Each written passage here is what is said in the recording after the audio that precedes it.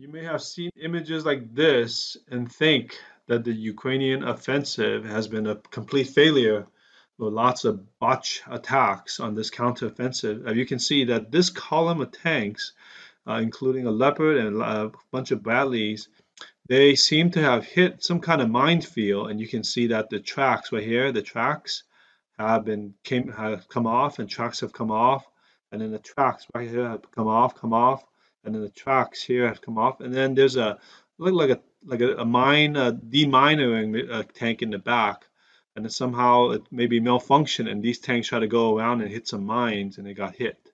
Okay, so maybe based on the popular media, Russians didn't do too much except these things just hit some mines, and then these were tanks were disabled. So this one attack or one failed attempt doesn't mean that everything is doom and gloom. I believe that this is just an opportunity, right, for Ukraine to regroup and consider how to bypass minefields. And minefields are not easy to bypass. And as you can see, I believe that even though they hit they hit the mines, but then the crew survived. You can see that many of the crew, I believe, was safe from this attack from the mines. So let me get another image. You can see right here. You see the tracks here. This one is perfectly okay, and then the tracks. You see the track in the back of this tank is kind of coming off. Okay, especially on this vehicle in the back. So you can see that it's not a failure. This is an opportunity for Ukraine, right, to slowly advance. And I believe that once Russia exposes itself, it will give Ukraine an opportunity to have counterfire. So I want to show you another image. So this is from today. So reported by Ukraine. So maybe not all these numbers are completely whole. Maybe the numbers are not 100%, confirmed. But basically from Ukraine, they said that Russia lost 1,000 troops. You haven't seen 1,000 troop loss in a day in quite a while, unless it's something major that has happened. So it reported that 1,000 Russian troop casualties have been lost, and 10 tanks were lost, and then 24 armored vehicles were lost, and 34 artillery. That's crazy. 34 artillery were lost in one day.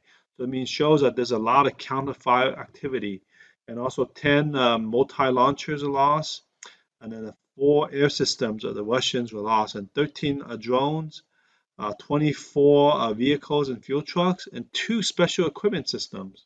So these are special equipment systems are very hard to replace, and so is air defense systems. So imagine Russia losing this many pieces of equipment in one day. I don't believe Ukraine is going to publish this thing lightly without considering it. So basically, Ukraine has not been publishing any images like this, but I believe that they are also on the offensive, doing some counterfire to destroy the Russian lines. Okay, so I want to show you this, that based on evaluation from another source. So this is that Ukraine in the or Ovikva area, they have expanded a beachhead of 16 kilometers, and then and also they have gained the higher positions so that they can overlook and bombard the Russian positions and Russian lines. So wait for more information. So don't assume so fast and believe these one-off images or a bunch of videos. So wait for Ukraine to publish some of its own content and expose all these things. Okay, so I want to show you another perspective.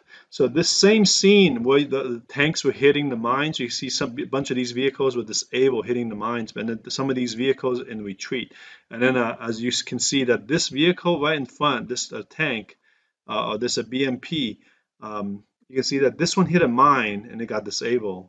So you can see, but the crew are safe. I don't think the crew are hurt, but the mine basically disabled the track. So even though equipment are lost, it's okay as long as crew survive. There's always opportunity, right? So you can see the guy coming out, and another guy coming out, and then also I think a bunch of them coming out, and then the checking, and they're going to be checking, right? The tracks, okay, and then the driver I think is going to pop out a little bit later. So you can see that it was actually hitting the mines that have damaged the vehicle. of this thing. So basically, the bunch of videos you see Russia showing the drone attacks on these vehicles were because these ones are already disabled. Okay, so and then this one is just offering some cover fire. So basically, the driver kind of coming out, and I think they starting evacuating the crew of this vehicle. So basically, you gotta wait for the opposing truth of the stories, and don't believe one side of the story only. Okay, so I just want to show you the other perspective of it. So don't jump into conclusion, and because an offensive is something that will require time. It will require time to um, for everything to flow out. So just wait and be patient, and then don't believe everything that's out there into the internet. So I just wanted to publish this video to debunk some of the all these talking heads on YouTube and various social media saying, "Oh, it's a complete failure, it's an ambush, and that it's going to destroy thousands and thousands of people."